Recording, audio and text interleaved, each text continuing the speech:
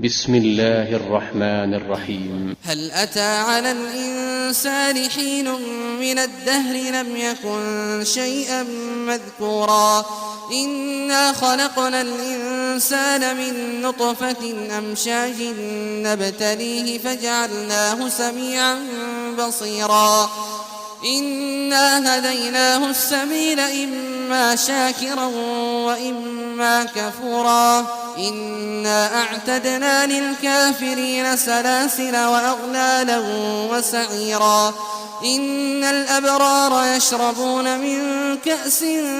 كان مزاجها كافورا عينا يشرب بها عباد الله يفجرونها تفجيرا يوفون بالنذر ويخافون يوما كان شره مستطيرا ويطعمون الطعام على حبه مسكينا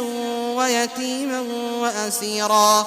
إنما نطعمكم لوجه الله لا نريد منكم جزاء ولا شكورا إنا نخاف من ربنا يوما عبوسا قمطريرا فوقاهم الله شر ذلك اليوم ولقاهم نضرة وسرورا وجزاهم بما صبروا جنة وحريرا متكئين فيها على الأرائك لا يرون فيها شمسا ولا زمهريرا ودانية عليهم ظلالها وذللت قطوفها تذليلا ويطاف عليهم بآنية من فضة وأكواب كانت قوارير من فضة قدروها تقديرا ويسقون فيها كأسا كان مزاجها زنجبيلا عينا فيها تسمى سلسبيلا ويطوف عليهم ولدان مخلدون إذا رأيتهم حسبتهم لؤلؤا منثورا وإذا رأيت ثم رأيت نعيما وملكا كبيرا عاليهم ثياب سندس خضر واستبرق وحلوا أساور من فضة وسقاهم ربهم شرابا طهورا إن هذا كان لكم جزاء وكان سعيكم